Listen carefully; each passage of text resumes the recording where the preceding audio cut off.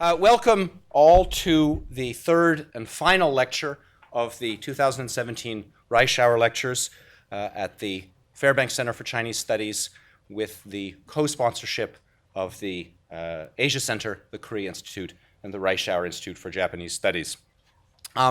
Many of you have been here for all 3 days. For those of you who are here for the first time, I will explain that for obvious reasons, my introduction of Professor Westad has been getting briefer and briefer as the days go by. It's going to be very abbreviated today, but that is not out of lack of respect for Professor Westad. Our speaker today, he is the St. Lee Professor of U.S.-Asia Relations at the Harvard Kennedy School, author of the prize-winning Global Cold War, Third World Interventions and the Making of Our Times, and Restless Empire, China and the World Since 1750, as well as a number of other books, including the forthcoming Cold War, A World History. I mentioned yesterday that this is the first of Professor Westad's presentation here is the beginning of a roadshow. He will be taking his show to the International Liaison Department of the Central Committee of the Chinese Communist Party.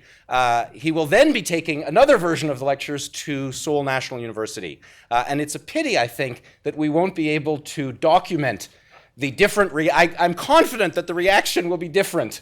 I'm sure it will be documented, but it's slightly different. Yes, perhaps not documented in ways that will allow us to make use. Our discussant today joins the roster of both distinguished but also highly appropriate commentators. Professor Sonja Lee, familiar to many of us here because of his brilliant and forthright presentation at our Trump in Asia panel last semester, also familiar to us as Kim Koo Korea Foundation Professor of Korean Studies at the Fletcher School of Law and Diplomacy at Tufts, an associate in research of the Korea Institute. He is also a former research fellow of the inaugural National Asia Research Program, a joint initiative of the National Bureau of Asian Research and the Woodrow Wilson International Center for Scholars. His most recent publication, Getting Tough on North Korea, How to Hit Pyongyang Where It Hurts, is in Foreign Affairs. His essays and articles and op-eds have appeared both in scholarly journals, but also in the New York Times, the Wall Street Journal, Foreign Affairs, Foreign Policy, and so on. He's testified as an expert witness at the U.S. House of Representatives Committee on Foreign Affairs and advised senior leaders in the United States, including the President. In April 2013, The Guardian newspaper described him as among the most insightful and prescient chroniclers of... Well, on verra, we'll see. But I'm confident they got you right. Just to give a very quick summary of what we have heard over the last 2 days. In the first lecture on Monday, Professor Westad explored the three enduring concepts in the title of his presentation: empire, nation, and righteousness or rectitude, and suggested that an exploration of these concepts, empire in relation to China, nation in relation to Choson and Korea, and righteousness also in relation to Korea. And I'm just now, as a China historian, perhaps taking a little bit of offense that righteousness is an attribute only in this presentation of Korea more than of China, but we shall discuss that further. But then an exploration of these concepts gives us a better sense of the long-term continuities in the relationship between the polities over 500 or 600 years. If continuity was the focus of the first lecture, the second lecture moved to the late 19th and 20th century, an era of very rapid change. One of the main messages, I think, of that lecture was the way in which the consequences of some of these changes remain unresolved and remain impactful even today. The changes to Korea over the last century, Professor Westad emphasized, need to be understood and indeed of the larger recalibration of international relations in East Asia, need to be understood in terms of both internal and external factors, both national level factors, but also factors internal to the elite politics of these polities, and indeed also the intellectual elites of these polities. One of the sort of main messages that I took out of the lecture was the importance of recognizing that although, to quote, I can't remember who said it, but to quote one of the speakers yesterday, although Korea had a bad 20th century, it was never simply the plaything of the imperialist powers that sought to dominate it, neither China nor Japan, nor after 1945, the superpowers. And this, I think, is a message that comes through in Professor Westad's larger work on the Cold War. In understanding the influence of the Cold War, one has to recognize that nothing was preordained by the global rivalry between the superpowers. All of those rivalries were mediated by, or the larger rivalry was mediated by the interests and concerns of superpower clients. It's kind of a well-known story, a well-known way of summarizing the current literature on the history of the global Cold War to say that it was much more tails wagging dogs than dogs wagging tails. As one wag has put it, in the East Asian case, it's just, in the East Asian case, paraphrasing a concept from early Indian philosophy, it's just tails all the way down. As I mentioned on Monday, I'm very pleased, we were not expecting this topic to be so timely when we came up with it some months ago. I was going to say I'm pleased with the timeliness of the topic, but in some ways, of course, I'd much prefer it not to be a timely topic. And the question of China's relationship to North Korea in particular was not such a pressing issue in the world today, but it is. Yesterday, Professor Westad compared Qing China to the Black Knight in the movie Monty Python and the Holy Grail, struggling on even as his limbs were removed, fighting eventually with a sword in his mouth. I'm going to suggest, I don't think we had a lot of Monty Python fans in the audience yesterday. I'm hoping we have a few more today. I'm going to suggest that part of the story, or another useful way of thinking about the story, North Korea today is, and I'll be interested if Professor Lee agrees with me, North Korea today is the French castle, with the guard taunting the assembled knights with ludicrous belligerence, making a mockery of himself, or provoking the knights in ways that are easy to mock, but ultimately proving very dangerous, and indeed unpredictable, and in the context of the film, deadly. At a time when China's capacity to shape the behavior of North Korea is a huge, pressing question for regional security and for international security, understanding the historical relationship between these parties is obviously a hugely worthy endeavor. History, of course, doesn't dictate the future, but it seems to me self-evident that knowledge of history makes for better decision-making. This is a complex relationship. To repeat a little bit something I said on Monday, it's a complex relationship that is impossible to capture in messages of 140 characters. And so I think we're very, very pleased to have Professor Westad here to illuminate us on how history shapes the present. I mentioned on yesterday that the trilogy is a tricky genre. The second episode is always the toughest one because it has to link the first to the third. The fact that the numbers have grown suggests that you managed the second part of the trilogy brilliantly. The third part of the trilogy, of course, is the point of catharsis and resolution. The Jedi return, the ring is destroyed, Michael Corleone gets his just desserts. I'm not sure you're going to be able to bring us closure today, but I'm confident you will bring us at least understanding. Please join me in welcoming Professor Westad.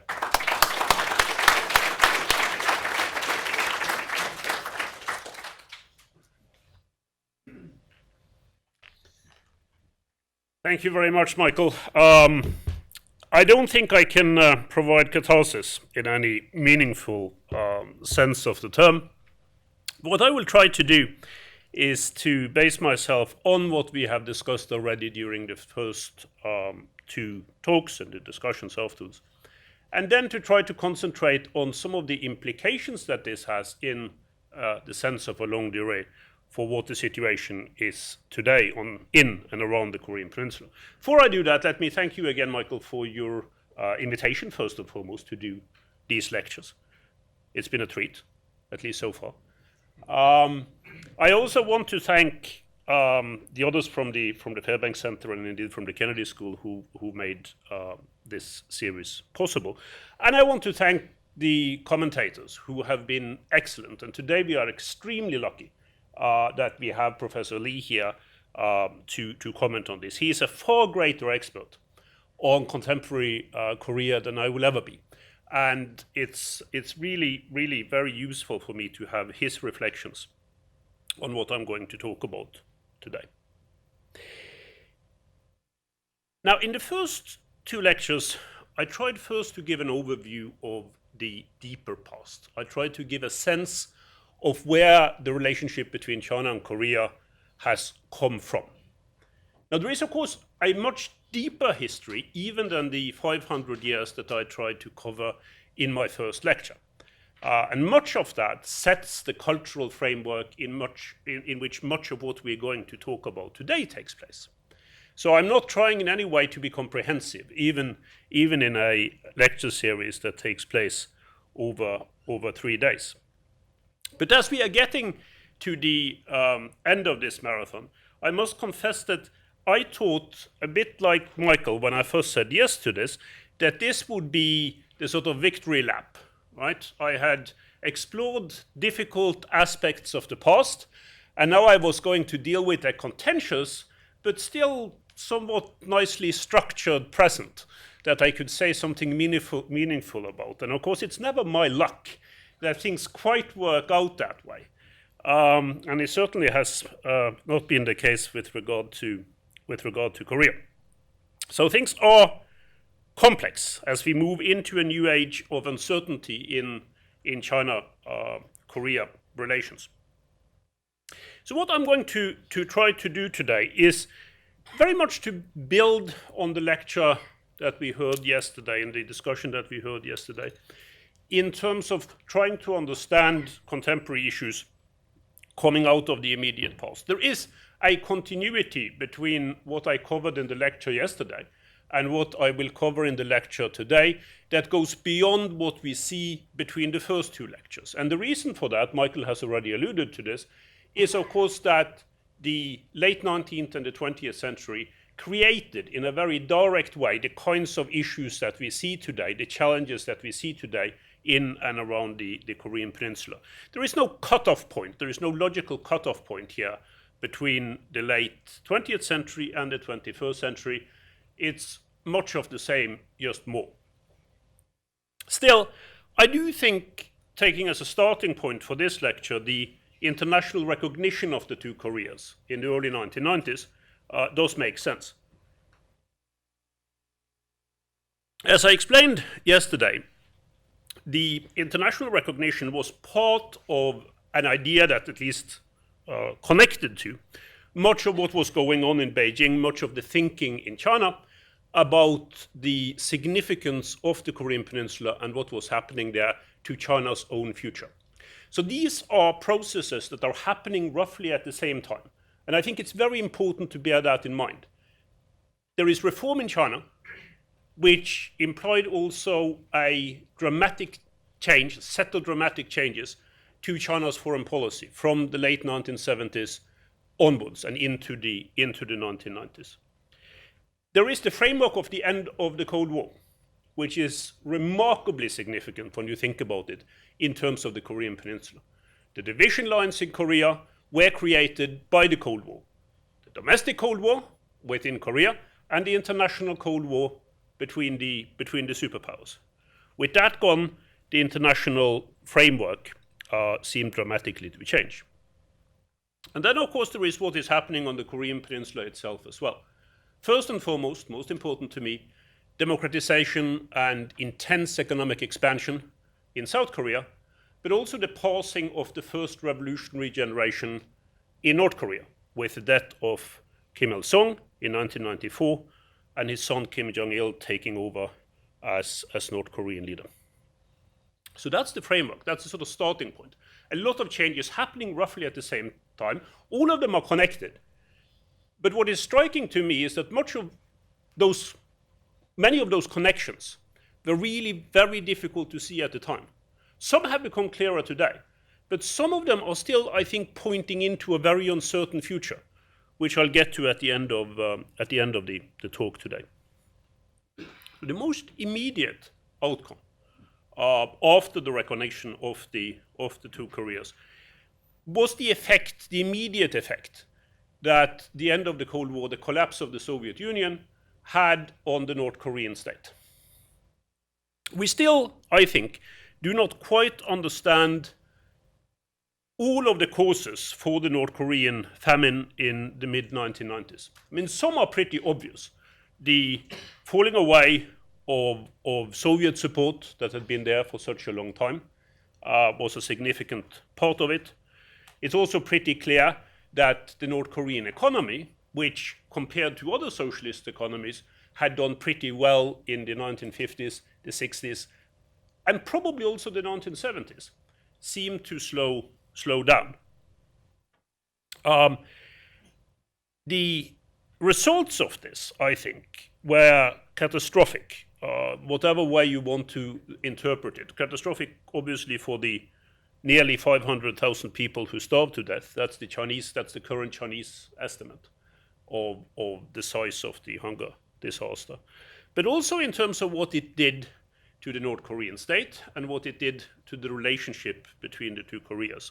It contributed, in my view, to creating a North Korean regime under the new leadership that turned even more inwards than what had been the case under Kim Il-sung. Now, that's quite a competition, some people would say. The country had been inward looking for quite some time. Just ask Chinese or Soviet experts who visited Korea in the 1970s or the 1980s, and how effectively they were cut off from any real and meaningful contact with what was going on in North Korea. But still, I think it is possible to argue that that is the case. I think one reason for that, and that adds, in a way, the third reason why the hunger disaster was as intense as it ended up being, that it proved very clearly that the inflexibility of the North Korean government and its centrally planned system in responding to the hunger disaster was part of the reason why it became so intense. So it's not just about the falling away of Soviet support, in my view. And it's not just about what happened in terms of the internal workings of the supply system. It's also about the political response and the weakness and the vagueness of the political response in North Korea to this disaster, which I think really frightened many people within the North Korean system and made them pull together. Echoes of the past, most certainly. Now, the famine and the era around that was also a very sharp reminder to the post-Deng Xiaoping leadership in Beijing that China was now North Korea's only conduit to the outside world. Soviet Union, no longer there, but also very clear in a way that I think many policymakers in Beijing had not picked up beforehand. How weak this state was in terms of its ability to supply its own population in any meaningful kind of way. How much of what many Chinese had seen, and some Chinese had come to admire about North Korea in the 60s and 70s, now had fallen away. And what the Chinese were confronting was an economy that was entirely dependent on Chinese support in order to survive in any meaningful form. Now, it's pretty clear that already from the mid-1990s, the Chinese leadership, or at least significant parts of it, were hoping for Chinese-style changes in North Korea's economy, as Kim Jong-il's grasp on power started to fasten. But of course, as we know, Kim was not interested in fundamental reform, which he believed could only weaken his family's position and the North Korean nationalist ideology, in which I believe he was a firm adherent. He was someone who had not just grown up with this, but also believed it very, very firmly himself. If you look at his writings for what they are, if there is one theme that he adds to those of his father, which he keeps repeating, it is about North Korea as the incarnation of Korean nationalism, of the Korean state that is going to make the Korean people survive. I mean, formulas along that line is something that you often find in Kim Jong-il's writing. Now, it is also very important to point out that even after the Soviet collapse and the North Korean economic crisis, China was not in a position to dictate policies to the leadership in Pyongyang. And for many of you who are not experts on this region, this may seem very curious. So you have one state that is more or less fully dependent on another state for at least its economic survival and the well-being of its people. But still that other state, in this case China, have relatively little direct influence on what happens in North Korea. Now, having listened to the first two lectures in this series, I hope it's possible to pinpoint some of the reasons why this is so. And Michael Sonja, of course, referred to these in his excellent summing up of my lecture yesterday. Korea, both the Korean states, have acted on their own throughout the post-1940s era.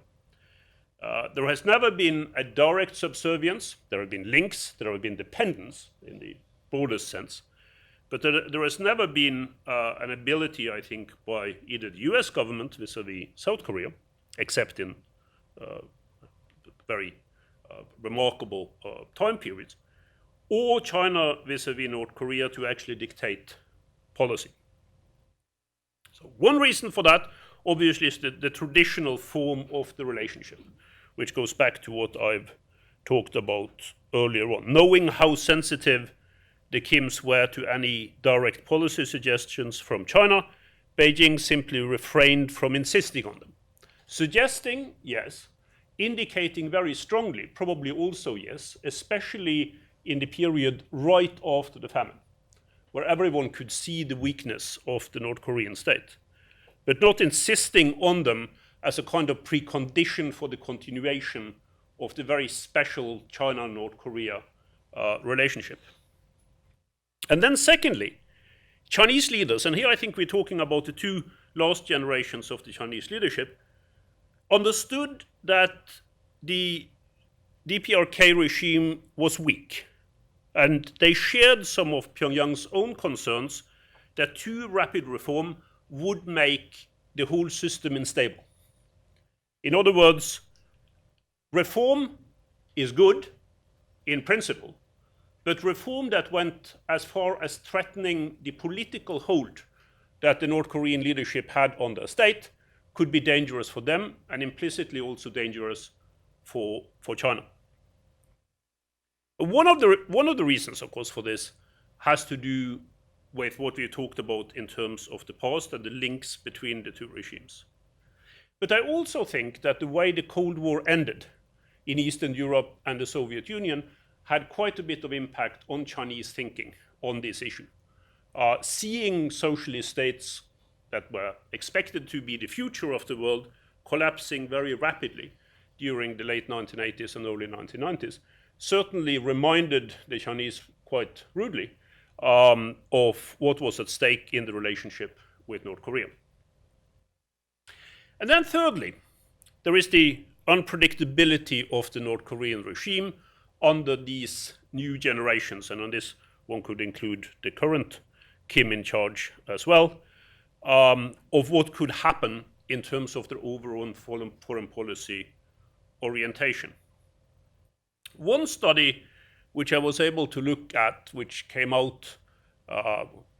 was internally circulated in China in the early 2000s, actually right before 9/11, indicated a fear on the side of some advisors in Beijing that North Korea, if it really came under pressure, could do an absolute turnaround, turned away from China and towards the United States in some kind of grand bargain, which would immediately take China out of any kind of influence on the Korean Peninsula. Extremely far-fetched under any circumstance, extremely hard to imagine from where we are sitting now, but probably given some credence by some people, particularly those who were given to conspiracy theories, and there are quite a few of those in the Chinese leadership, unfortunately, in the early 2000s. And again, of course, a reflection also of the impact of what had happened in Eastern Europe and the Soviet Union, right? The rapid turnaround of other socialist states. Now, let me then turn to talk a little bit before getting back to the big question, I think, of the evening, the relationship between China and North Korea. Let me talk a little bit about the relationship between China and South Korea, which is the part that is most often overlooked. And I would say, especially in this country, in terms of understanding the relationship between China and Korea, both Korean states today. So since the early 1990s, this has been, as many of you will know, a very rapidly evolving relationship.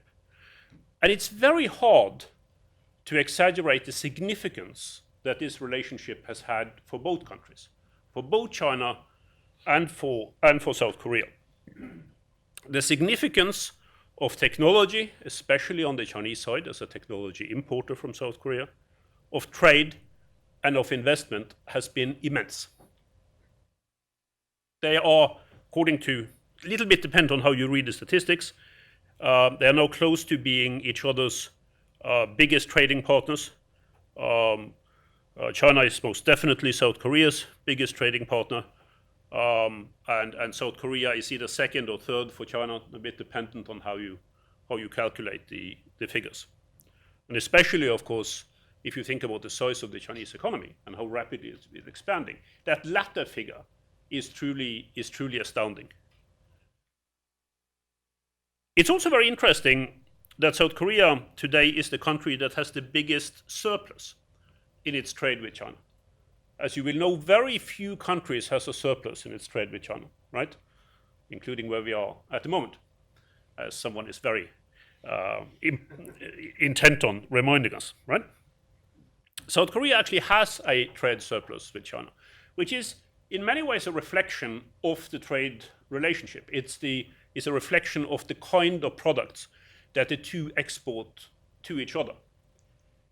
But it's also a very important reminder of how interrelated these two economies have actually become. And if you look at it more closely, that is one of the most fascinating aspects of the China-South Korea relationship. Because as we all know, trade today is not just about the export and import of finished products. It is about a lot of products that travel in both directions, that they are either assembled or in some form worked on further in the other country. And this is what happens a lot in the relationship between South Korea and China. South Korean components of various sorts, think for instance the car industry, but not just that, are essential for much of China's industry because they consist of things that the Chinese simply cannot at this point make themselves, or at least not make well enough themselves, or cheaply enough themselves, so that importing these kinds of things within companies, sometimes South Korean companies that have invested and set up shop in China, is something that makes a great deal of sense. Now, on South Korean investments, that's one of the most interesting aspects, I think, of this relationship. The South Korean investments are among the biggest in China, and if you travel around in the country a little bit, you'll see whole parts of China that have been transformed through South Korean investment. Not long ago, I was in Shandong province, and obviously for both geographical and historical reasons, you can see this very, very clearly. And the number of South Korean companies that have come in and are operating there. And that's also interesting when you think about this in a Chinese context. There are many here, including Tony Sage, who can speak more about this. It's very interesting to see this in terms of where the South Korean investment goes. Because it doesn't just go to the usual suspects, the coastal areas and parts of the south. It also goes to other areas within China, which really have become quite dependent on the kind of South Korean investment that is taking place there, simply because there is no alternative. It can't come from anywhere else.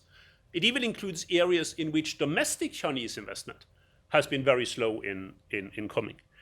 There are today about 50,000, a bit more than 50,000 South Korean companies operating in China. By far the highest highest number of any foreign country in terms of the numbers of businesses that are operating in China. They also, I just found out, are each other's biggest tourist partners. So in terms of foreign tourism from both sides, the numbers are higher going to the other country than going to any other country. At least that has been the case up to very recently, for reasons that I'll return to in a moment. But of course, this is not just about economics. It's also about the overall relationship in terms of people's impressions of each other. And for anyone who has traveled in China can testify to the significance of what you could call, at least if it was mobilized like that, South Korean soft power in China. K-cosmetics, K-surgery, K-pop, K-soaps, a number of avenues through which the popularity of South Korean products, South Korean popular culture has come to influence China. More, I would venture, than any other country besides the United States. And if you talk about European, or even if you talk about Southeast Asian soaps or other kinds of television programs in China, most people would never have heard about. But there are whole areas of China in which children are named after characters in South Korean television programs of various sorts that they have had access to. So this is very significant. It's not just a superficial phenomenon. It is something that I think has connections with some of the cultural background that I talked about in my earlier lectures. And that's, of course, the reason, and I could as well comment on that now, why the current attempts at boycotts of South Korean products in reaction against the installation of the anti-missile systems, US anti-missile systems in South Korea, is something that is very unlikely to succeed in any meaningful way. I mean, I know that this, understandably from the South Korean perspective, is taken quite seriously, and particularly in the private sector of the economy. But in overall terms, I think this is about the same chance of succeeding as the boycott of French products, including French wine, that was declared in China a few years ago, which I remember well. I was in Beijing at the time watching people sneaking into the Carrefour shops, the Jialefu, on the cover of darkness to get their supplies of French wine. I don't think this is going to be more than a rather, or at least a slightly self-defeating measure in the long run. It also, by the way, puts Xi Jinping's claims to be the ultimate free trader and the one who lives up to the WTO agreements that everyone else disregards in a somewhat strange light, if you're calling for, at least indirectly, for the boycott of other countries' goods. So the relationship between China and South Korea is, in a visible kind of way, become very different from what anyone imagined only a generation, even half a generation ago. It is, in my view, and I'll return to this towards the end of my talk today, one of the critical relationships for China's future, not just for South Korea. China has a set of connections with South Korea, not just economic, that are of incredible significance for what is going to happen in China over the next decades or so, which of course puts the whole framework of its relationship with North Korea into a somewhat different perspective than if these kinds of crises that we are now seeing would have happened half a generation ago. So let me turn to that. Let me turn to the issue that most people are preoccupied with today, understandably, which is the North Korean nuclear conundrum. The plans for developing nuclear weapons, not just nuclear power, but nuclear weapons in North Korea, probably go back to the 1950s.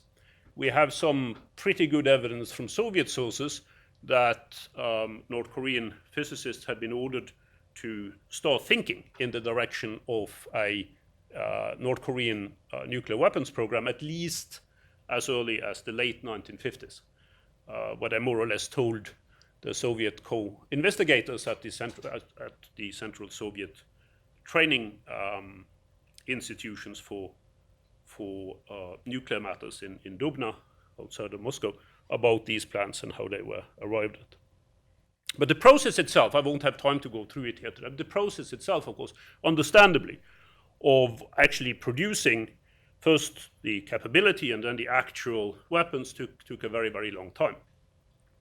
And I think the surprise which was there, including on the Chinese side, in how far the North Koreans were able to go on this right at the end of the process, was very palpable, was very strong. And again, we have some pretty good Chinese evidence for that, which is another way of saying, I mean, obviously the Chinese were trying to keep tabs on what was happening with nuclear weapons in North Korea, and they did so up to a point, but even they didn't get what was happening in the latter stages of this development.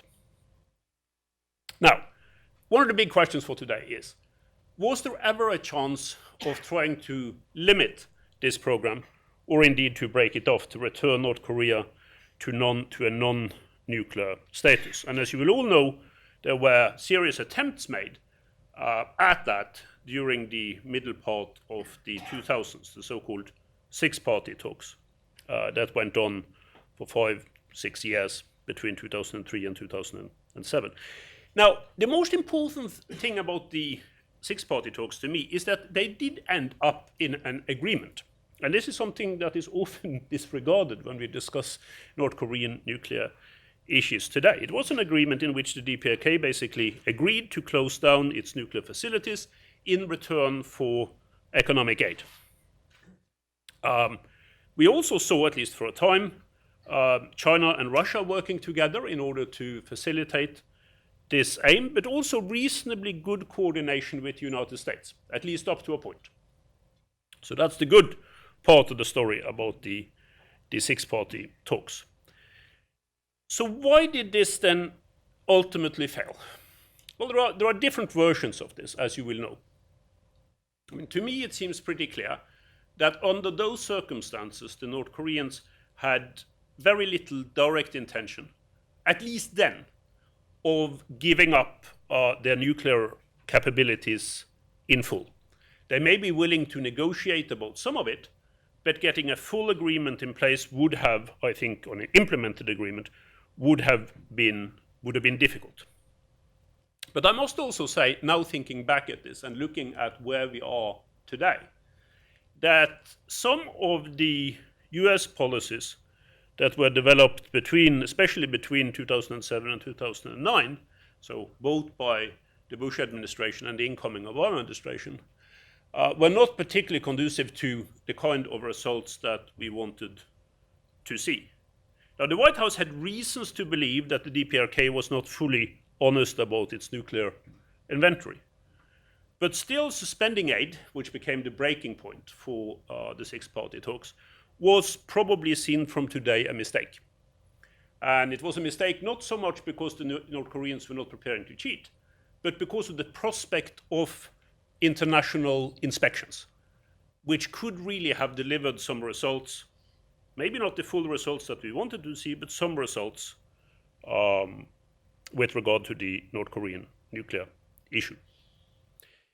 The breakdown of the Six-Party talks also allowed the North Koreans to confront Chinese pressure towards denuclearization in a form that would not have happened if there had been a chance of continuing that process.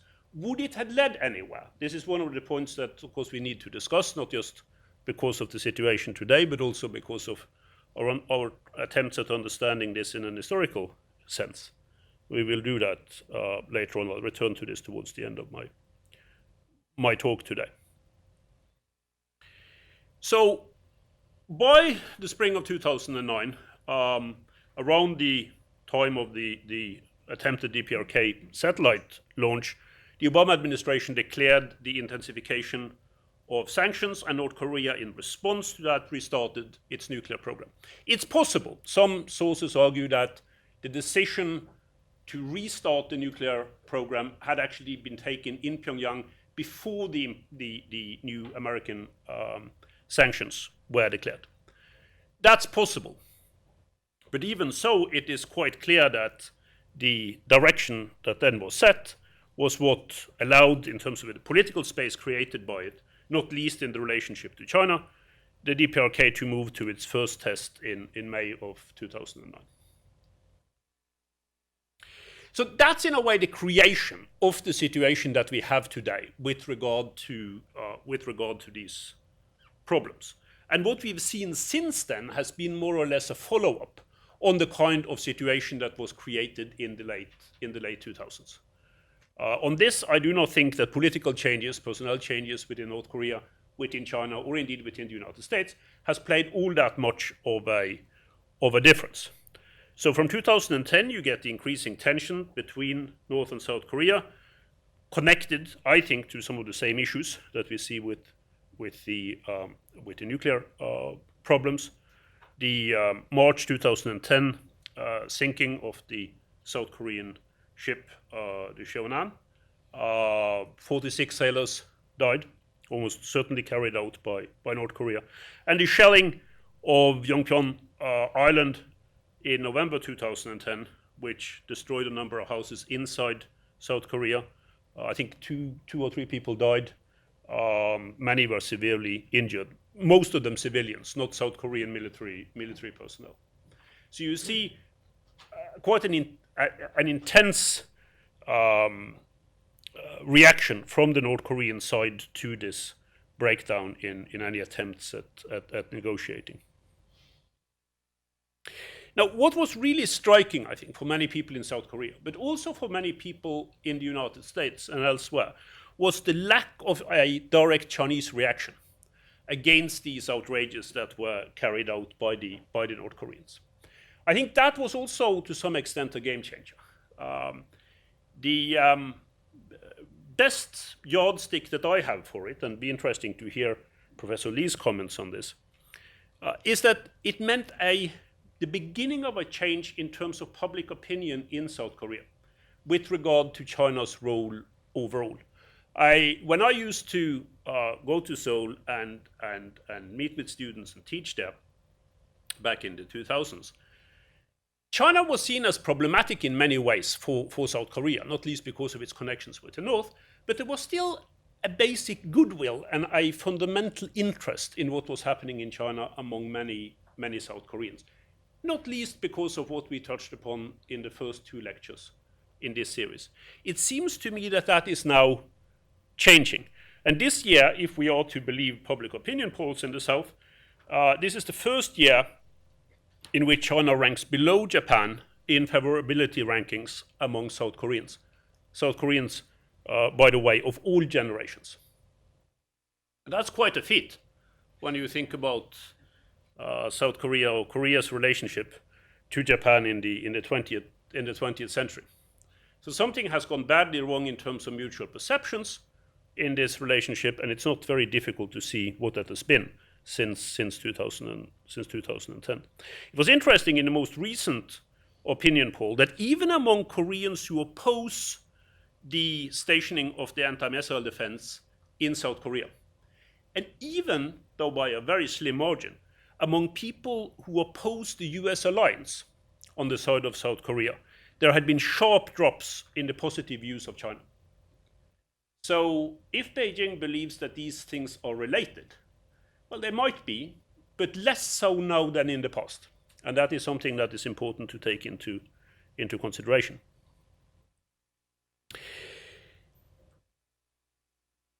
The advice from what we know that Xi Jinping, the current Chinese president, is getting with regard to North Korea is first and foremost one, and it doesn't surprise anyone who've been following events or indeed been listening to what I had to say earlier on. The main advice is to stress stability. Any change is going to be for the worse, as seen from a Chinese perspective.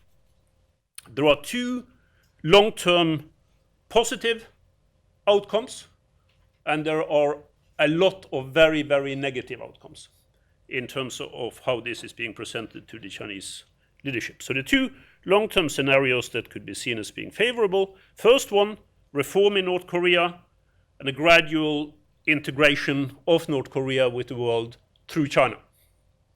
So that's the best of all worlds. Very few people in Beijing or anywhere else in China who have an interest in this believe that that's actually going to happen. But it certainly is the number one solution. And the second best is status quo until there is some form of domestic change within the DPRK.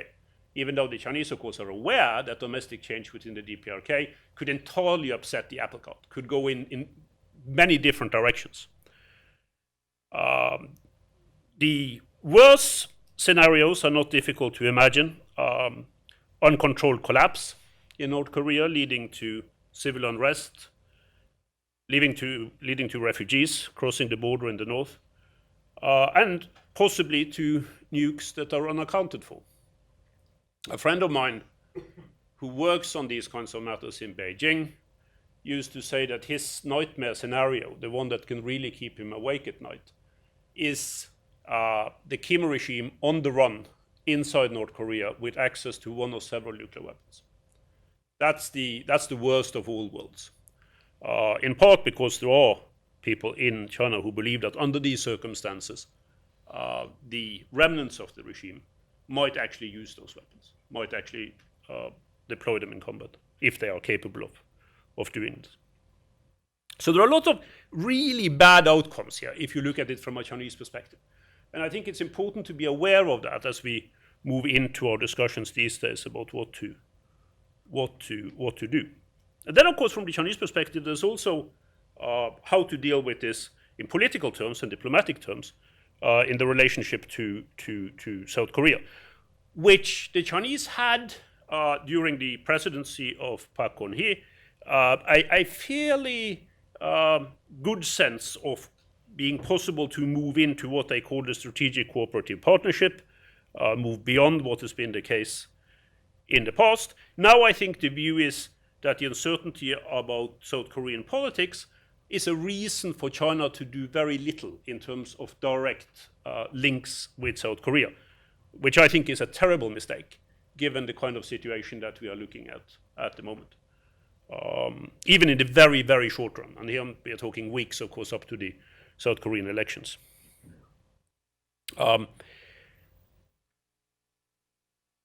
There are signs of changes in terms of domestic views in China with regard to the situation on the Korean peninsula. And anyone who travels in China and speaks to people in China can pick that up. For some younger Chinese, the DPRK is an image of everything that is wrong with China itself. It certainly isn't an inspiration for anyone. It certainly is no attraction. But there are, as I've already explained, significant reasons for having an attraction, not least in cultural terms, to South Korea. Now, that's not going to influence the Chinese leadership in any meaningful way immediately, but it is a sign of where things are turning in the overall relationship between the two countries. I was surprised, but also delighted, to read in the New York Times, of all places, the views of one of my oldest Chinese friends, the historian Sonja Lee, who is an expert on the Korean War, among other things, the other week in a lecture that he had given both in Shanghai and Tianjin, an open lecture, not just an academic lecture, it was to a general audience. And what Professor Shen said, and I'll quote him, is quite interesting. By the way, the reports inside China of his lecture on this have not yet been taken down. They are still available in Chinese, inside of China. And Shen said, quote, "If we look at North Korea and South Korea, who is a friend of China and who is an enemy? Outwardly, China and North Korea are allies, while the United States and Japan support South Korea against North Korea. That's a legacy of the Cold War. But I believe that after decades of contention and shifts in the international landscape, there's long been a fundamental transformation. My basic conclusion is that, judging by the current situation, North Korea is China's latent enemy, and South Korea could be China's friend, unquote. Now, I think there are many reasons why these kinds of terms, in ways that I'm not suggesting in any way are shared by the Chinese leadership, but that these kinds of terms and terminology, and as we know from the first two lectures, words, terms matter a great deal in the Sino-Korean relationship, right? Why this is now allowed to be circulated within China. I think it is in part a reaction to what the Chinese have seen with regard to North Korea's public views and how these have changed over the last few months. And it is really striking, Professor Lee and I were talking about this yesterday, it is striking to see the kind of rhetoric that North Korea is now using quite openly with regard to its Chinese ally. This is from late February, North Korea's view, where it says, this country, meaning China, styling itself a big power, is dancing to the tune of the United States, while defending its mean behavior with such excuses that it was meant not to have a negative impact on the living of the people in the DPRK, but just to check its nuclear program, unquote. And this one from last week, quote, if the country, China, keeps applying economic sanctions on the DPRK, while dancing to the tune of someone after misjudging the will of the DPRK, it may be applauded by the enemies of the DPRK, but it should get itself ready to face the catastrophic consequences of its relations with our state. Now, that's pretty tough language when you think about it, particularly since it's directed against North Korea's only ally and the country on which it's dependent for much of its development. So what now? I think there's very little doubt that we are heading towards further crisis, further instability. The solution to the nuclear missile tensions, to me, is quite clear. It consists today of further cooperation between the United States and China. It is the only possibility that is there in order to avoid a really, really undesired outcome with regard to the tension. I think the aim has to remain a denuclearized North Korea, and the key to achieve that is through international inspections. It is possible, as has been suggested recently, that as a step towards that aim, the imposition of arms limitations rather than full and immediate denuclearization, because with international inspections guaranteed by China, might be something that is in the interest of everyone. And that's something that I'd be interested in discussing with you later on. I also think that the recent Chinese suggestions, the proposals, not very well spelled out, what they talk about is double suspension and the parallel track dialogue, that these are not in themselves unreasonable. I think some of the things that the Chinese are trying to put into them is something that others do not want to see for very good reasons. But some of them should appeal to a president on the US side who at least claims to have an attraction to deal making. There might be deals that are possible to do, particularly if the United States and China would work together. So what should China do? I mean, what would China's position in the kind of current crisis be in a sort of meaningful way based on what I've been talking about in this lecture?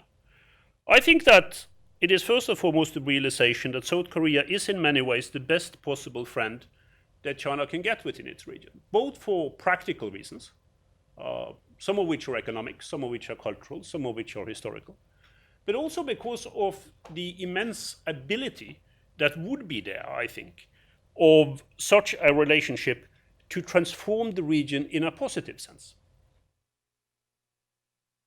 At some point, I think it is quite clear to me, based on what I said earlier on in these lectures, reunification will come.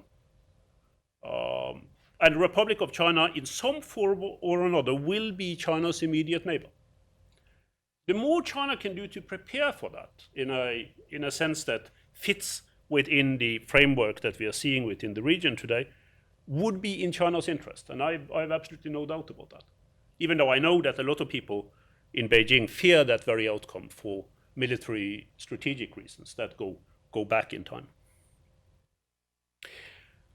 When I started preparing these lectures, there was one thing that really, really worried me. And that was that I would not be able to give justice to both sides in terms of this relationship. So over the last 3 afternoons, I tried to do that. I worked as hard as I can in trying to give the impression of a relationship that is two-sided, that is not just an empire that predominates over a nation, whatever that nation's approaches to its ideological fundaments would be. So I've tried to make this into a sense of development, sometimes tension, as we talked about today, but also very, very deep interlinkages between the two sides. So what I hope that you get away from these discussions, not just from my talks, but also from the extremely useful and interesting comments that we've heard and from the discussion, is that these two countries are deeply linked together. And they are linked together in ways that go beyond what usually happens, both in imperial relationships and in terms of ordinary neighbor relationships between countries and states. And I think in the situation that we are facing at the moment, our best hope is that both sides, in this case I'm talking about South Korea and China, are able to realize that. Are able to realize that there are things in the past that they can actually build on in a positive framework for today, in political terms and economic terms, but also in narrower security terms. That some of the structures of the past may actually serve as a certain inspiration for how relationships can be worked out today. And I also hope, sincerely hope, that the leadership in the United States will recognize that that is the case. So thank you very much. It's been a pleasure to lecture over these last 3 days. I'm looking forward to Professor Lee's comments.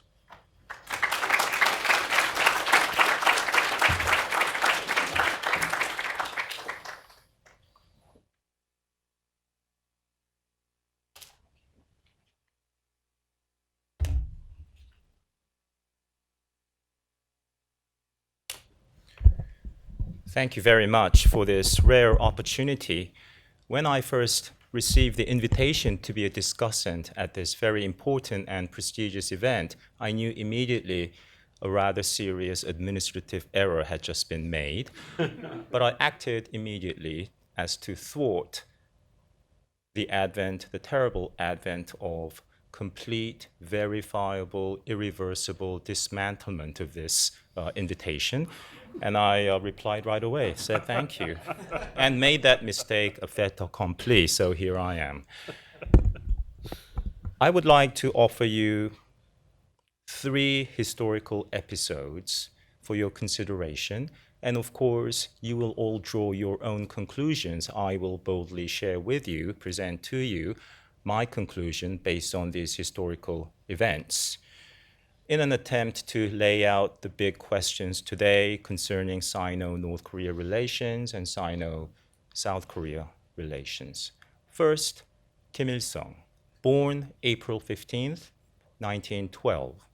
In the wake of the March 1st independence movement in Korea, in 1919, Kim Il-sung with his parents moved to China, as many other Koreans did at the time. He attended a Chinese middle school in Jilin province, although there are many Korean schools available. He joined the Chinese Communist Youth League in his 20s, then joined the Chinese Communist Party at age 31, learned to speak Chinese. He is basically Chinese, spent his formative years in China. Yet, one of the first things he did upon seizing power in 1948, 1949, was to nativize Korean, the Korean language, that is, prohibit the speaking, the use of Chinese characters. Now, you might say, this is not all that insignificant. It merely reflects strong Korean nationalism, and I would tend to agree. But Kim Il-sung's act of defiance against China, and this is related to Professor Westad's comment that China has never been in a position to dictate policy to Korea, historically, or even to the leadership of the DPRK. And when you consider that, I think it becomes more comprehensible looking at other examples of a big country like the US not being able to fully control satellite or client states, say like South Korea, or the Chinese Kuomintang, Chiang Kai-shek, Syngman Rhee, Park Chung-hee, Ho Chi Minh, Kim Il-sung, they all have their own agenda. They don't listen to their big supporters, even if their own survival depends on maintaining good relations. And this fundamental truth is quite valid today, I would suggest. China is the key, yes, but China is unable to exercise that potential leverage fully because the North Koreans are quite defiant. And I would like to offer you some examples of blatant acts of defiance against the Chinese leaders, yet both Mao and Deng increasing aid, feeling quite chagrined, quite indignant at the offense coming from Kim Il-sung and Kim Jong-il, yet choosing to increase aid to North Korea, obviously out of strategic calculations. I would argue, it's a debatable point, but I would argue China enjoyed the most influence over the DPRK in the late 1950s, mid-1950s to late 1950s, when China had hundreds of thousands of People's Liberation Army troops stationed in North Korea. Now, the impetus for the withdrawal of Chinese troops came from Kim Il-sung. Kim Il-sung said, "No, thank you, please go away." And that demand was propelled by a patronizing joint punitive mission by China and the Soviet Union in September 1956. Earlier that year, in 1956, we remember the Khrushchev speech, secret speech, coming out against the cult of personality of Stalin, which of course had profound implications for revolutionary leaders like Mao and Kim, whose legitimacy was to a large extent based on cult of personality and their credentials as revolutionaries. After that speech, in August, at a high-level Workers' Party meeting in Pyongyang, two intrepid Koreans, one of the pro-Yenan faction, the other of the Soviet faction, Che Chang-ik and Park Chang-ok, respectively, spoke out against Kim Il-sung. It was a soft coup, an attempt to have Kim Il-sung removed from power. That backfired, and the very next day, on August 31st, 4 major party members fled to China, afraid of their own lives. Now, Mao was displeased, as was Khrushchev, and had very high-level emissaries sent to Pyongyang to admonish Kim Il-sung. The Chinese head of the delegate was none other than General Peng De-hwai, the commander in the Korean War, and the Soviet delegate was Anastas Mikoyan, a very high-ranking Politburo member. They came to Pyongyang, flew in together from Beijing, and reprimanded Kim Il-sung, said, "You got to stop doing this." Kim Il-sung said, okay. But of course, he went back to purging all pro-Chinese and pro-Soviet officials within the party system. What did Mao do? The next year, in 1957, Kim Il-sung and Mao had their first face-to-face meeting in Moscow on the occasion of the 40th anniversary of the Russian Revolution. The Chinese were very concerned that Kim Il-sung would stir things up, make the Chinese look bad at this international gathering. They wanted to rein Kim Il-sung in, and they wanted to appease him. In fact, Mao apologized to the great helmsman, apologized to the great leader for the heavy-handed intervention. Not only that, in December 1957, China signed an agreement to provide North Korea with technical aid on various things, also a $25 million grant. And the next year, in 1958, Zhou Enlai visited Pyongyang in February, on February 14th, spent an entire week in Pyongyang and promised all kinds of blandishments. to revamp North Korea's silk fisheries, silk industry, textile industry, to build a 400,000 kilowatt power plant along the Yalu River. A lot of goodies came out of North Korea's defiance. I think that was the lesson learned. Now, it's impossible to know whether Kim Il-sung was quite sure that this act of defiance would lead to further punitive measures from Beijing and Moscow, but there are some mitigating, there are some incidents going on the world stage at that time that would have suggested otherwise. Poland, Hungary, distractions for the Soviet Union, the increasing friction between Moscow and Beijing coming out of the first Taiwan Strait crisis, Khrushchev's misgivings about Mao as reckless, ready to draw the US into a nuclear war, and so on. I think Kim Il-sung was very crafty in reading the international environment correctly and calculated that it would perhaps even pay off to be defiant. My point here is North Korea offends the Chinese leader, North Korea is paid. Second historical analogy. In 1982, in September, Kim Il-sung visits China. This is his first visit since the death of Mao Zedong. He takes the train, and at the train station in Beijing, you have 10 major Chinese leaders there to receive Kim Il-sung, including Deng Xiaoping, including Hu Yaobang, including Zhao Ziyang, the premier. Kim Il-sung and his large retinue is very warmly received. They are taken even to Sichuan province, Deng Xiaoping's hometown, to see China's laboratory in terms of China's early reform and opening programs. Kim Il-sung had an agenda, which was to seek China's understanding on this controversial plan of hereditary father-to-son succession, a first in a communist system. Kim Il-sung said, "My son wants to learn. We want to learn from you. We highly value your reform and opening program. In fact, I will send my son every summer to Sichuan province to study. Can you help us?" Deng Xiaoping was quite pleased and even had a preparatory committee within the Chinese Foreign Ministry set up to transfer knowledge, information to the backward North Koreans. And in fact, the next summer, in June 1983, Kim Jong-il visited. He went one step further and asked Deng Xiaoping for help on his desire to speak to Americans, to the Reagan administration. Deng Xiaoping thought these North Koreans are finally changing and quite gleefully conveyed that message to Washington several times. On September 28, 1983, Defense Secretary Caspar Weinberger visited Beijing and had a meeting with Deng Xiaoping. On that same day, Deng Xiaoping signed an agreement with North Korea to give North Korea gratis more than 20 Soviet MiG-21 type jets, Chinese jets, A-5s.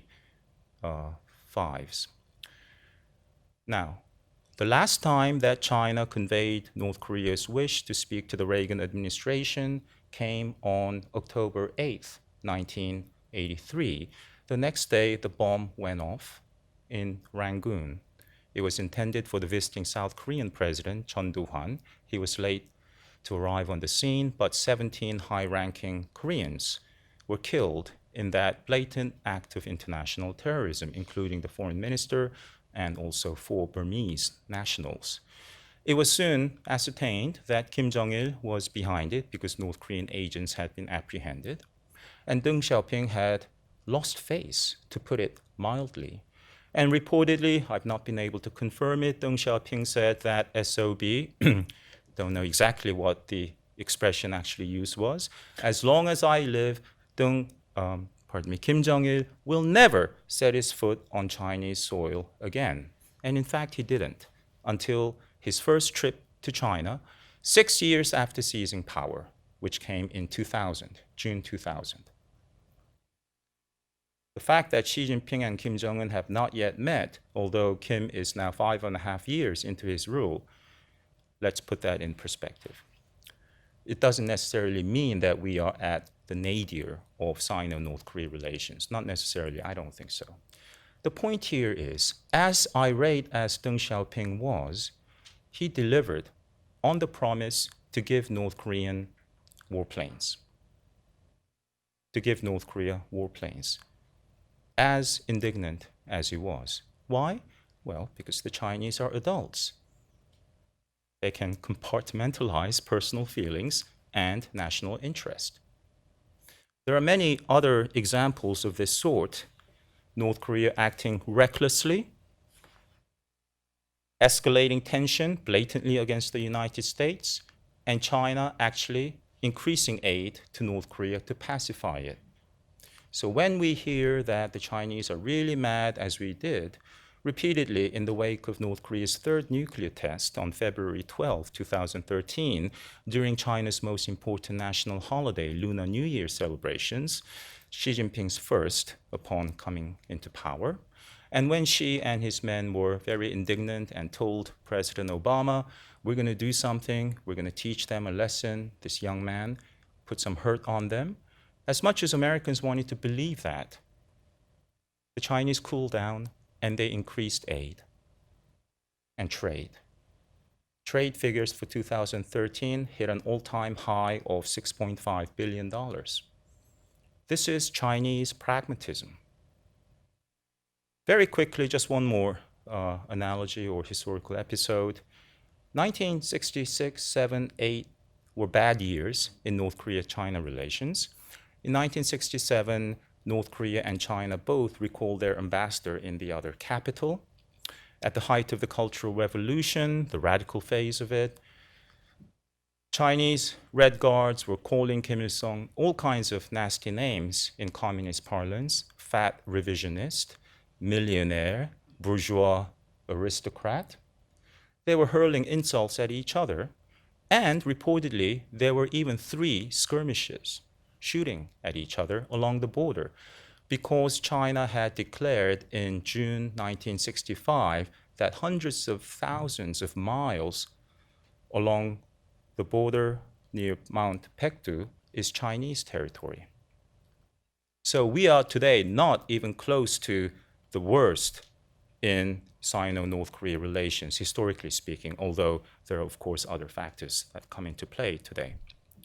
Now, when North Korea seized the USS Pueblo on January 23, 1968, just 5 days later, the Chinese government issued a statement which said, quote, "The government and people of China stand by the government of people of Korea's righteous stance against the American imperialists' reckless provocation." This crisis created by North Korea was an opportunity for China to reassert itself vis-à-vis North Korea and to strengthen its influence over the Korean Peninsula and to take a tough stand against the United States. The next year, when on the 57th anniversary or birthday of Kim Il-sung on April 15th, North Korean jet shot down a US spy plane in international airspace, killing all 31 servicemen on board, China, the very next month, in May, reached out to North Korea and said, let's mend fences. The Soviet Union took a very different approach. The Soviets did not want to be pulled into, become entangled in any kind of war between the US and North Korea. So the Soviets even helped the Americans look for the remains, broken parts of the aircraft and any remains of the servicemen. China took a very different approach. And you have the mending of fences and new aid flowing into North Korea in 1970. Zhou Enlai visited North Korea again in April 1970 and promised all kinds of goodies. As the Chinese were talking to Americans about possible reconciliation and rapprochement.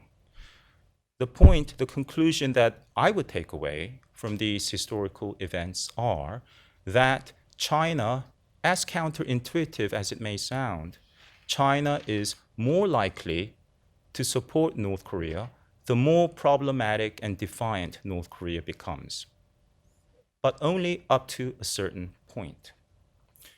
If events in North Korea spiral out of control and events within North Korea become an imminent, a direct security threat to China, in my view, China could recalculate its strategic interests in the Korean Peninsula and choose not to support North Korea in any kind of military confrontation with the United States. Now, this is just my speculation and hope, but when you think of this huge war that took place on the Korean Peninsula that saw Chinese troops cross the Yalu River and push their foes down south, largely confining them to the southern part of the peninsula, a huge war that saw the leadership seek refuge in a distant corner of the world, that devastated the land and touched upon the vast majority of the lives of the Korean people, a truly international war in the composition of the combatants, as well as in the role of drawn-out peace negotiations, a war that ended without victory parade, without indemnity, without ceded territory, without clear-cut victory. Of course, I refer to the Imjin Wars. When you think of that war and the Korean War, these wars presaged varying vicissitudes of national fortune. I make this point to refer to your comment about South Korean attitudes towards China. It is true, I agree, that as of about 2010, we have a visible hardening of South Korean attitudes toward China. But I would say still genuine and deep Sinophilism remains. Across all sectors of South Korean society, there is no anti-Chinese protest movement organization in South Korea, unlike vis-a-vis the US or Japan. I think there is some romantic attachment to China, and perhaps one reason is because Korea, for the most part of the 20th century, South Korea, had no direct official relations with China. But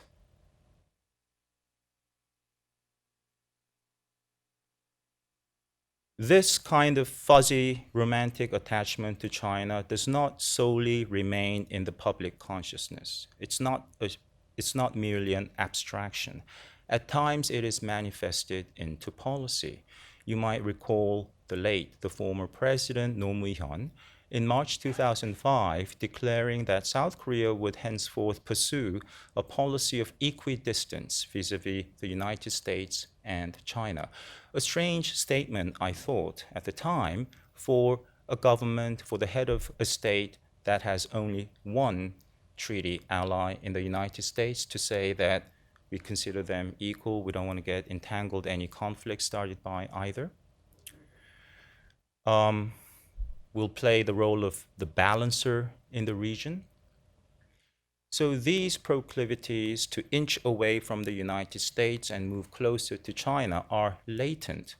And let me mention one poll, which is a bit outdated, from the same Asan Institute, which came out in March 2014.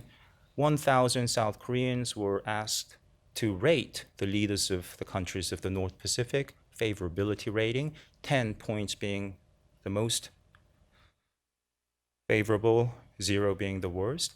Obama came out ahead of everyone else, as one might expect, with about 6.5 points. Number 2 was Xi Jinping, low 5.1 or so. Number 3 was Putin, mid 3. And then scraping the bottom of the barrel, 1.1 and 1.0 were the Japanese Prime Minister and the North Korean leader. Do you know which was which? Abe, 1.0, Kim, 1.1. Now, this actually has implications. I'm not trying to say that South Korea's attitude toward Japan is the main factor here. What I'm trying to say is, if China is able to embrace the Korean Peninsula, and I think today China enjoys the greatest economic and political influence over the Korean Peninsula since the advent of the Opium War, the first one. I mean, over the past 150 years or so. But I think China is well positioned to even pull both Koreas or the entire peninsula closer under its orbit in the wake of the reunification of the Korean peninsula. And this is a nightmare for Japan.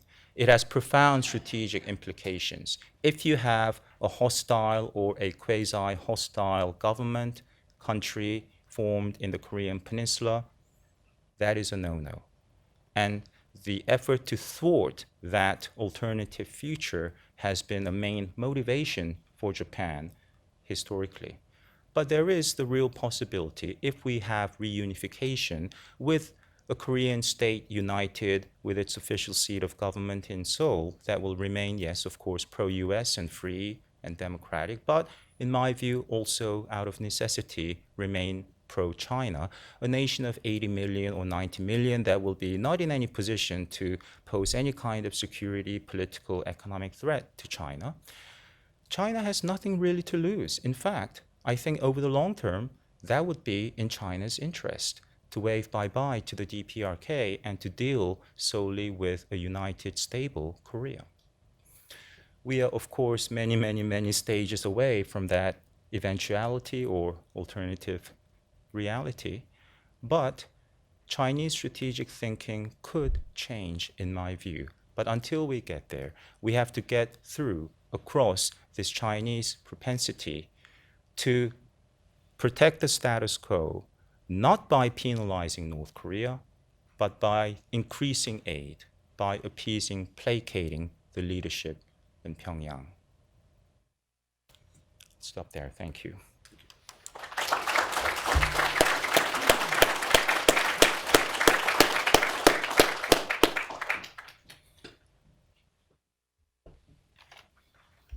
Thank you very much, Westad and Professor Lee. We, as we were thinking about who we might invite as the Reischauer lecturers, one of the reasons that Professor Westad came to mind was, beyond, of course, broad erudition and wide-ranging research, his capacity to bring together really detailed and thoughtful historical analysis with its contemporary implications. I think we've seen that in great measure today, and I want to emphasize that both Professor Westad and Professor Lee proved to be remarkable at the careful and thoughtful application of historical knowledge and analysis to consideration of the present. I'm sure there are, and future, I'm sure there are many questions. Let me throw the floor. Carter, please. Thank you both for a terrific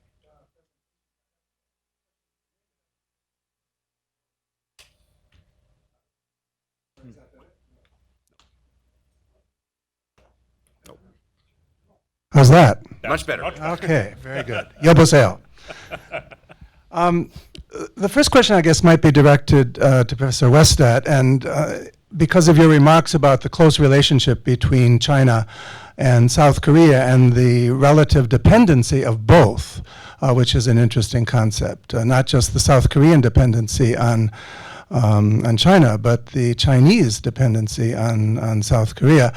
I just returned from several months of research in Korea, South Korea, which was a fascinating time because of the political turmoil, the impeachment, the removal of the president, and now the upcoming election. But also one of the main points of news was the bullying of China of South Korea because of the deployment of the THAAD missile system. As you probably know, and probably many people here know, that many Chinese had been visiting South Korea as tourists. They've been purchasing land in Jeju Island, which is a popular tourist site.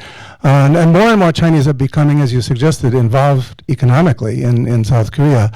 But the Chinese Chinese government, in effect, tried to close down that relationship to a large extent, and it has had a significant economic impact and provoked considerable criticism in South Korea. So in light of your remarks, I just wondered if you would comment on that. And then the question for Professor Lee is, I guess maybe others might be thinking this as well, what is that line that the North Koreans have to cross that would initiate a rethinking or a change in Chinese policy to the degree that it would actually abandon North Korea? Thank you. I'll gladly leave that last question to Professor Lee. On the first question,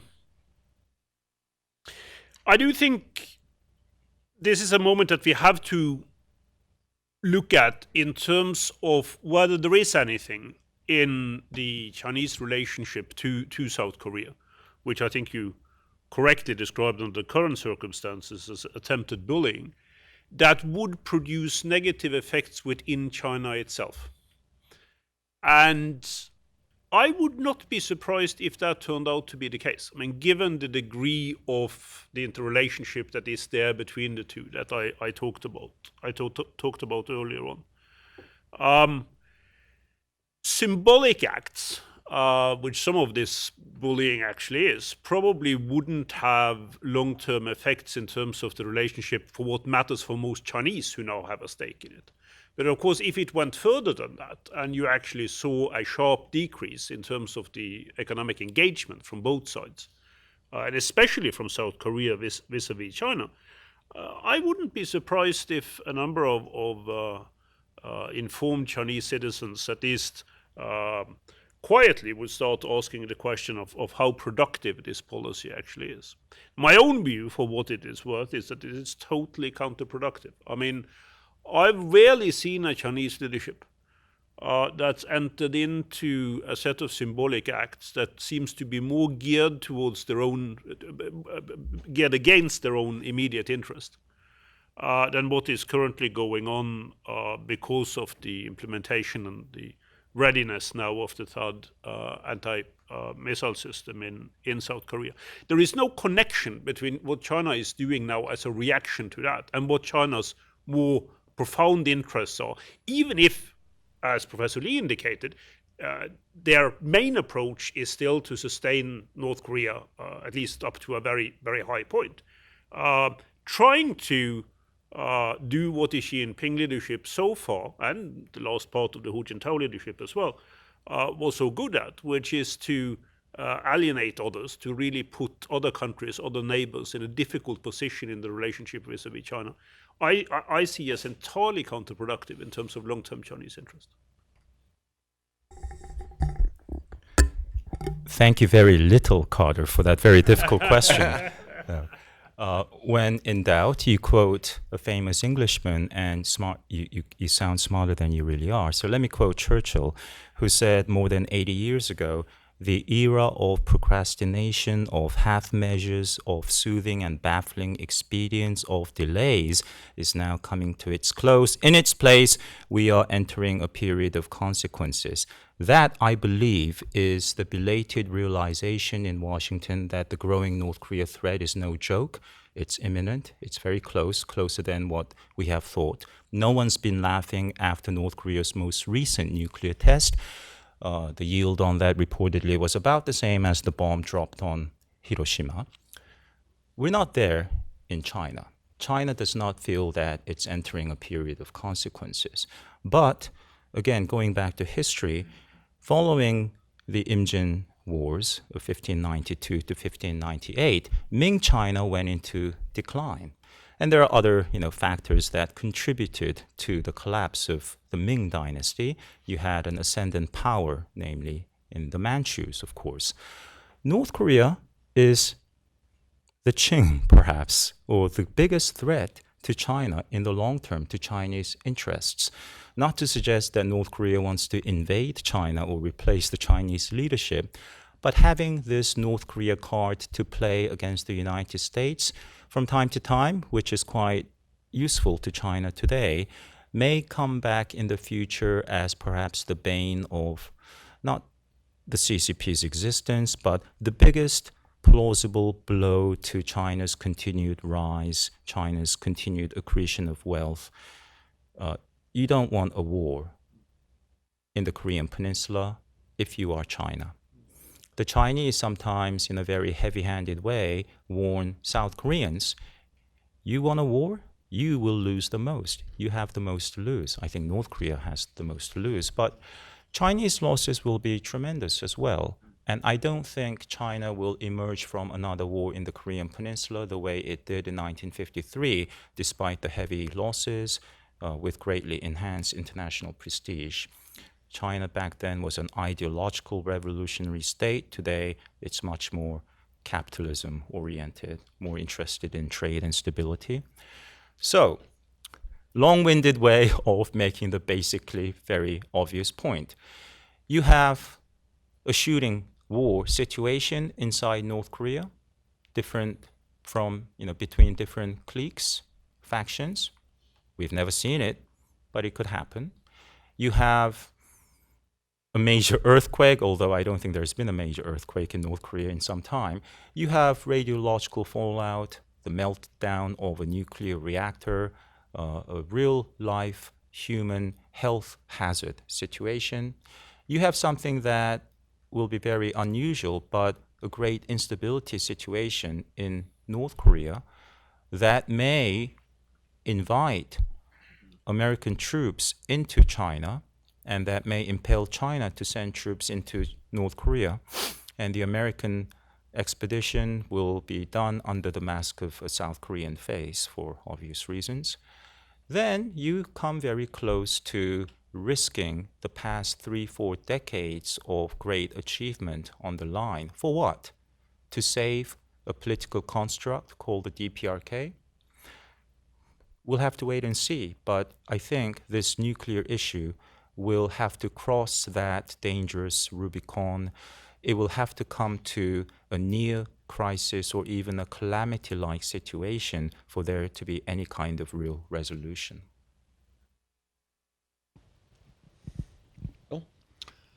Thanks for a wonderful set of perspectives. I have a military comment and a military question. The military comment is that Washington becomes apoplectic about the idea of a North Korean nuclear missile being able to reach Los Angeles or Washington. They can already reach Shanghai and Beijing, and the most sophisticated military analyst of Korean situations that I know in this country believes that the last successful North Korean missile test was a deliberate threat to China, structured in a way that could reach all major Chinese cities, but not Japan, not the U.S. That's a comment. The question is, a lot of the military back and forth among China, South Korea, and the U.S. Comes across as an Indonesian shadow play. The U.S. insists on putting in THAAD, which at best could help defend the southernmost 30% of South Korea, the South Korean population. Chinese arguments that this THAAD could look around the back of their missiles taking off and fundamentally change the strategic situation comes across as pretty strained. When you talk about possibility of Korean unification with the Chinese, they talk about the danger of having American forces on the Yalu. I'm not aware that America has any interest in putting forces on the Yalu, and they wouldn't make any significant military difference. So is this just Cold War inertia? Are generals on both sides incapable of making rational calculations, or do you see something going on behind the curtain in the Indonesian shadow play here? You can answer the question despite the disservice to Wayang Gulet. Indeed. Now, so these two questions, Bill, or these two comments, really reflect, I think, on some of the most difficult aspects of the current situation. I think, and this goes to Professor Lee's initial comments as well. If I'm not entirely mistaken, there are things that have happened in the China-North Korea relationship over the last few months that seem to me not to be different in character, but different in terms of intensity under a situation that already exists of heightened crisis. And that, I think, is an important aspect of this. That goes beyond what we've seen in the past. But I don't know exactly what that is. This is what I find so fascinating and profoundly scary about the situation at the moment, is that it seems to me that many otherwise sensible policymakers in Beijing are really, really frightened about the situation as it has been developing over the past few weeks. Now, some of that is, of course, a new American wildcard that didn't exist before. Now, clearly looking at what President Trump is actually saying, could get a lot of people nervous about what his intentions are going to be. So, I mean, that side of the Chinese calculations I entirely understand. But there seems to be more to it than that, with regard to North Korea itself and North Korea specifically. The way the half-brother was murdered in full public view in KL, I think that played into it to some extent.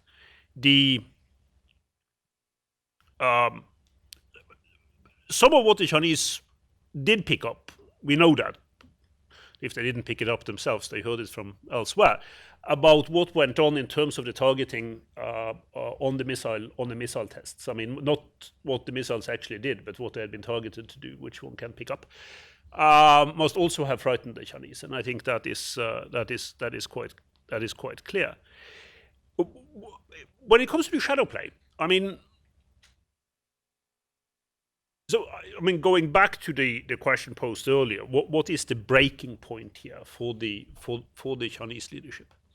I mean, my guess is, this is nothing more than a guess, is that it would be a little bit like what Professor Lee indicated, a kind of accumulation of various issues that all of a sudden change the balance in terms of perceptions in Beijing, where the continued existence of North Korean planning in the direction that China sees that it's going in is more dangerous than taking some kind of action that would prevent that. But of course that opens up, and this is why so many policymakers in Beijing are referring to this as the problem from hell. Right? It opens up a lot of new questions about what China then should do. What kind of action should it actually take? And that is what I sometimes find a little bit unsettling, and not just under the current administration, but also the former administration, in terms of the US relationship to China on this. So the sanctions part is easy to understand. China is not honoring its sanctions obligations, at least not fully, and should come under pressure to do more of that. But beyond that, I mean, what else is it that we actually want the Chinese to do? When we know the limited ability that is there to have a direct effect on the North Korean leadership unless dramatic action is actually taken. So I do think it's important to understand this within the broader framework of things. I mean, I've been a very outspoken critic of China's policy with regard to North Korea, to the extent that much of it has been intended to sustain and indeed further a regime that is not in the best interest, not just of its own people, but of people anywhere. But when we do make that kind of criticism, we also need to reflect, at least up to a point, on what it is we actually are asking the Chinese to do. And that, I think, is part of the problem when we're now moving into a more acute crisis phase of this confrontation. Just very quickly, I imagine of the 14 neighbors contiguously by land that China has around it, I would argue North Korea is probably the closest. We say that the US-RK alliance is forged in blood. You could make that case for China-North Korea relations forged in greater, thicker blood. The casualty figures outweigh, the loss of lives on the American side by 5 times or 6 times, conservatively speaking. So we've seen genuine, close bilateral relations, even down to small details like in the wake of Kissinger's secret, sensational visit to Beijing in July 1971. The United States didn't care all that much to reassure Japan or South Korea, did not send Kissinger or any high-ranking official to Tokyo or Seoul. In fact, Nixon insulted Japan by announcing his plan to visit China the next year on Victory over Japan Day, in addition to hitting Japan with 10% tariff on imports.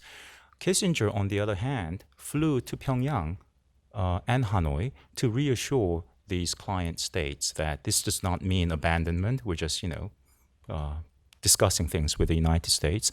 So we see a very intimate level of cooperation and friendship at the highest level of the CCP and the KWP. So I think for now, China is perfectly fine with a pesky North Korea that does much of its dirty work against the United States. I see a number of hands. Can I just ask you to please keep your questions as brief as possible? Thank you very much. So when we look at a map in the Asia, China is surrounded by Philippines, Taiwan, South Korea, and Japan, which is an allies of the United States. So if United States, or along with the South Korea and possibly with Japan, do something in North Korea with the help of Chinese, wouldn't that be perceived as another containment by the United States up to the 38th, north to the 38th parallel? Speaking of the unified Korea, it would be definitely in Chinese interest, as long as the United States would not aspire to move the U.S. forces Korea beyond the 38th parallel, which would be a disaster for Chinese point of view. So we've been talking mostly from the mostly on that China should help, and that's in their interest. But on the other side, what would be a compromise that U.S. and South Korea could offer to China in order for them to help us out, help U.S. and South Korea, and deterring North Korea's nuclear program? Thank you very much.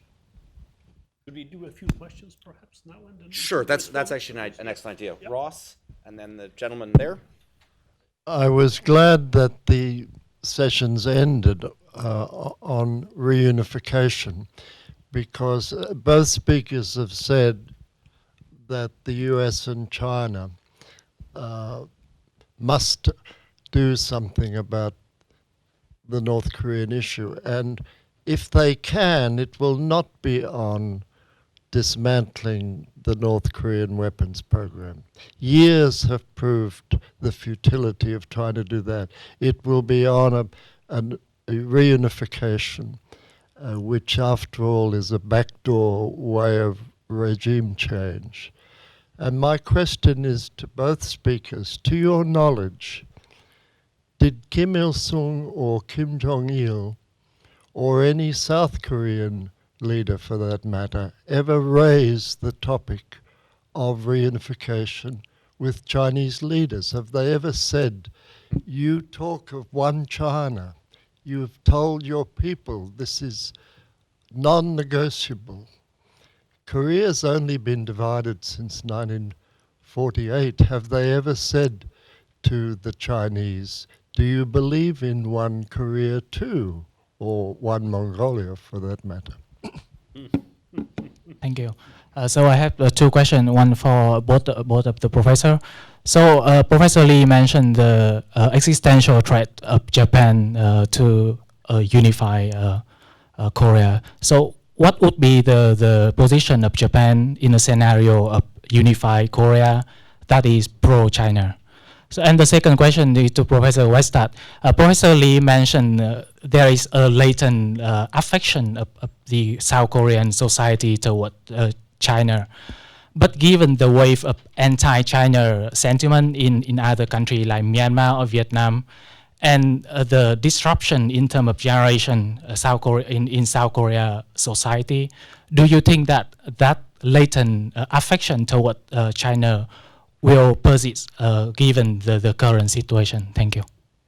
I think that's a lot to think about. Why don't we give the speakers a chance to respond to all 5 or 6 of those questions as they wish? Let me do so very quickly. So on this issue of isolation or containment of China as a fear in Beijing, if North Korea were to go, or indeed even if North Korea was forced to behave in ways that seemed to be different from what China really wanted to see. I think the basic problem there is whether you, from a Chinese perspective, really at this point do consider North Korea an asset or not. And I think that's where we are in terms of the balance point at the moment. Now, I agree with Professor Lee that if you look at Chinese policymaking, what we know about it, it's very hard to say this is the breaking point, right?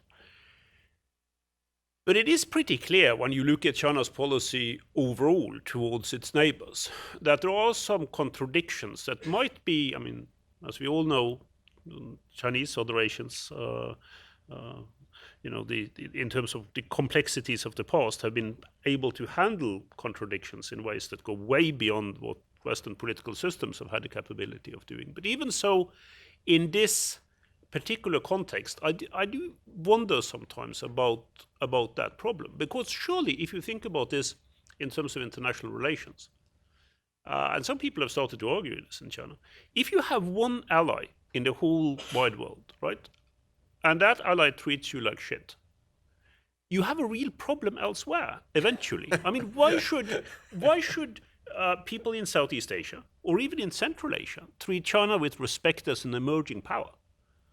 When the only country that it has a formal agreement with, not necessarily an alliance, I agree with Beijing's recent statements on that, but an agreement, get away with the kind of behavior that it's now showing towards Beijing. Second question, reunification as an aim. I think the basic problem here is that there has been no lack of attempts by the North Korean leadership to point out to leadership in Beijing. We know actually of several instances in which this has happened. That basically, you reunified your country by force. Why should we not be allowed to reunify our country by force? The one where we actually do have a bit of the North Korean plans as well through Soviet materials, because they leaked to the Soviets, is in 1968. Where on the assumption of US weakness in Indochina, Kim Il-sung came up with a pretty comprehensive plan for a rematch with regard to the Korean War. Now, will there be a need for Chinese support to achieve the same? Today, the answer to that, I think, is quite obvious. But historically, and this also goes back to what we were discussing yesterday with Professor Vogel, I mean, historically, I think this concept of the unification of the country is something that does have a very deep resonance in China, but in ways that no Chinese leadership up to now have been in a position themselves, and that includes the lead up to the Korean War in 1950, to say, we are going to support you on this, right? There might even be people around, even today, possibly in the Chinese military, are thinking that's not a good thing. That's not the way we should behave towards a younger brother who is trying to do what we have done in our own country. So don't rule that out entirely. Affection for China in South Korea, will it last?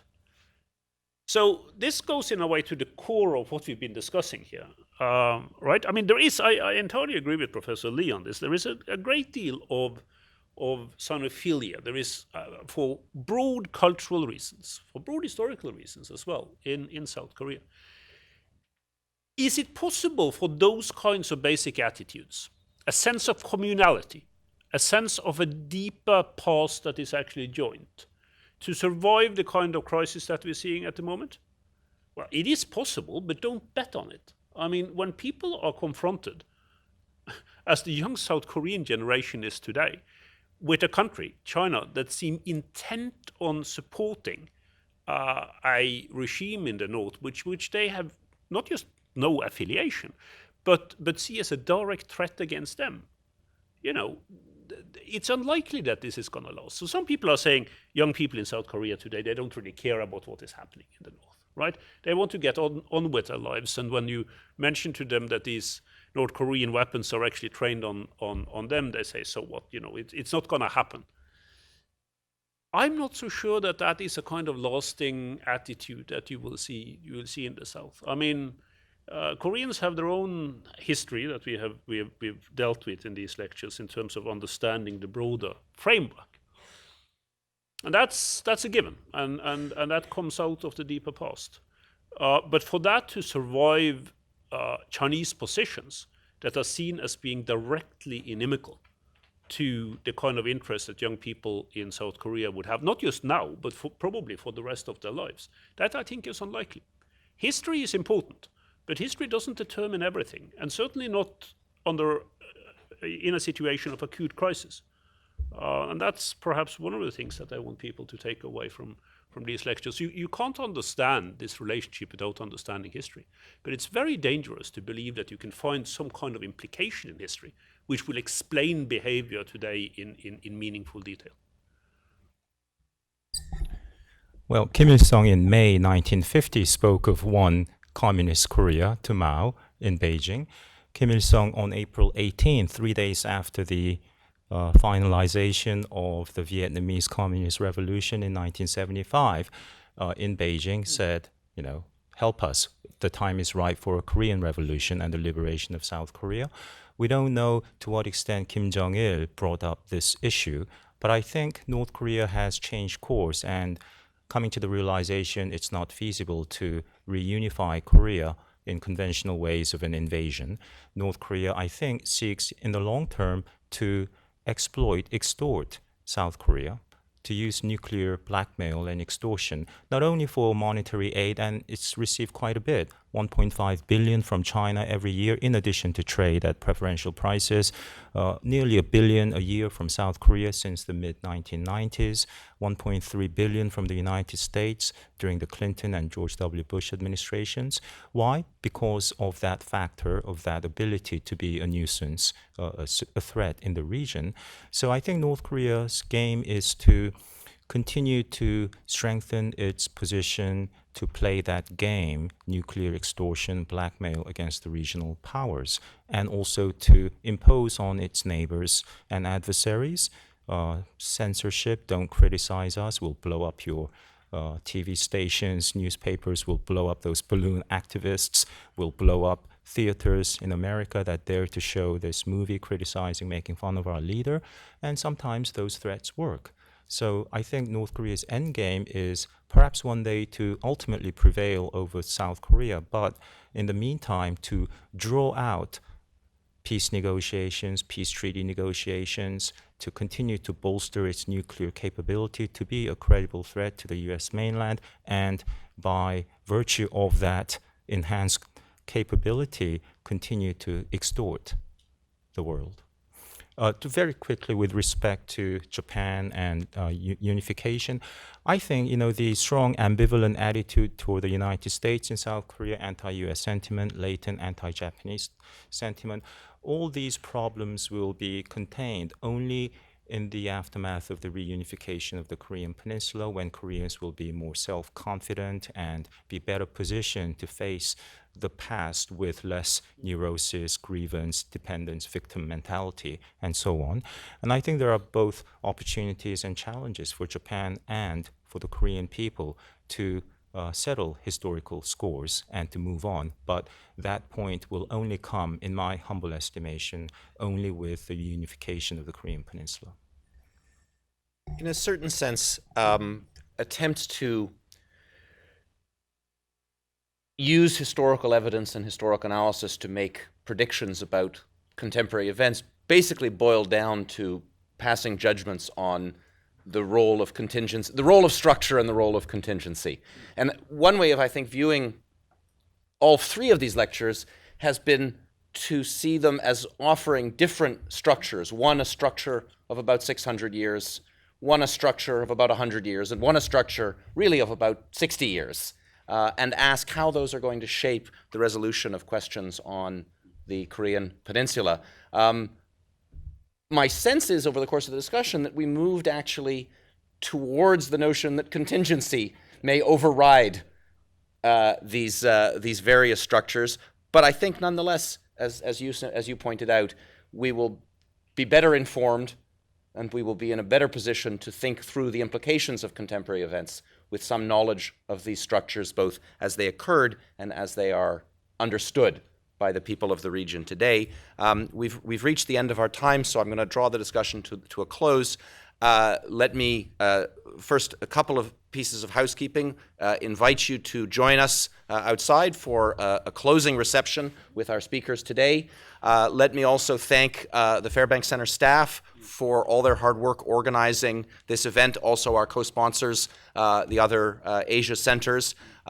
Finally, let me close with a thanks to our two speakers today, and in particular, Arne Westad, for a rich and thought-provoking, if not always optimistic, presentation on the future of the region. Thank you very much.